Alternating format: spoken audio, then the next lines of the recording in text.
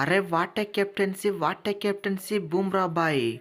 నీ యవ్వ excellent captaincy చేసినావు. అరే ఒక పక్కన నేను లేదు, షమి లేదు, అశ్విన్ లేదు, జడేజా లేదు. అయినా నీ కెప్టెన్సీ తోటి 295 రన్స్ తో మ్యాచ్ గెలిపించినావు. నీ యవ్వ వాళ్ళ హోమ్ గ్రౌండ్ లో వాళ్ళపైనే 295 రన్స్ తో మ్యాచ్ గెలవడం ఏమైనా కెప్టెన్సీనా? నువ్వైతే తోప్ తురిమే బూమ్రా బాయ్. అరే మొదటి టెస్ట్లో నువ్వు అవైలబుల్గా ఉండవనేసి నన్ను కెప్టెన్సీ చేయమన్నారు. నీ యవ్వ నా బాధ్యత అయితే సక్సెస్ఫుల్గా నిరూపించిన. అది బీజేటీలో మొదటి గెలుపు. ఇక ఉన్న 4 టెస్టులను నువ్వే చూసుకో. నీ యవ్వ మొదటి మ్యాచ్ అయితే భారీ రన్స్తో గెలిచేశాం.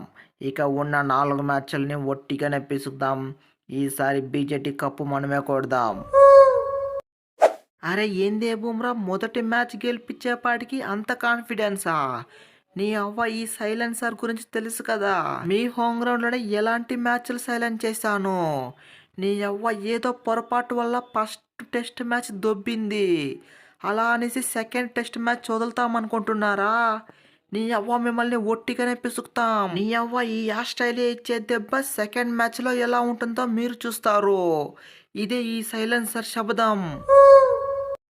అరే ఇక చాలా చాలా ప్యాట బ్రో. నీ యవ్వ నీ గుడ్డి బెదిరింపులకు భయపడే కాలాలు పోయాయి. ఒక పక్క నేను కెప్టెన్సీ లేకుండానే బూమ్రా ఏ విధంగా కెప్టెన్ చేసి గెలిపించాడో చూసారు కదా. ఇక నెక్స్ట్ మ్యాచ్ కెప్టెన్సీ చేయడానికి నేను వస్తున్నాను. ఈ రోహిత్ తో కథ మొత్తం వేరే ఉంటది. నీ యవ్వ ఒక్కొక్కరిని ఒట్టిగానే పిసుకుతా. హిట్ మ్యాన్ రోహిత్ అంటారా బాబు. అరే అది రోహిత్, ఆ విధంగా భయపెట్టు. నీ అవ్వ ఫస్ట్ మ్యాచ్ గెలిచి కూడా మనల్నే భయపెట్టడానికి చూస్తున్నాడు ఆ ప్యాట్ గడు. అరే వాటే బ్యాటింగ్ తలకాయ బ్రో. నీ అవ్వ ఎవరు మంచిగా ఆడకపోయినా నీ బ్యాటింగ్ తోటి మంచి రన్స్ కొట్టావు. అరే మ్యాచ్ ఎట్లో బిస్కెట్ అవుతుందని తెలిసి కూడా నువ్వు 87 రన్స్ కొట్టావు.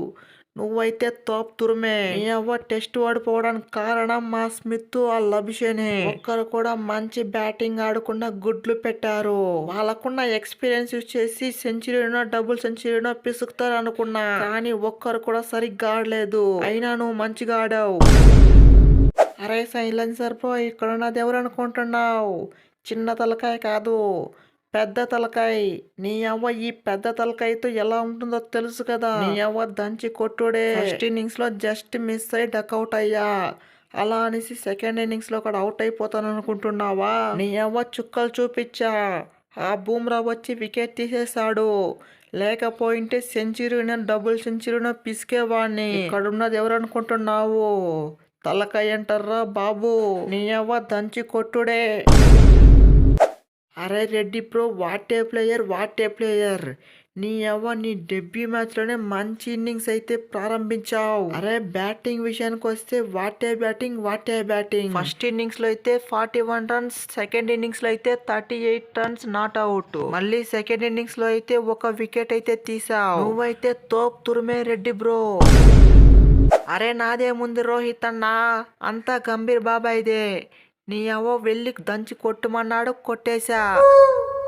అరే అది ఫ్రెండ్స్ వీడియో నచ్చితే వీడియోని గట్టిగా లైక్ చేయండి. అలాగే మన ఛానల్ని సబ్స్క్రైబ్ చేసుకోండి. అలాగే వీడియో ఏ విధంగా ఉందో కామెంట్ చేయడం మాత్రం మర్చిపోకండి. Okay boys, see in the next one.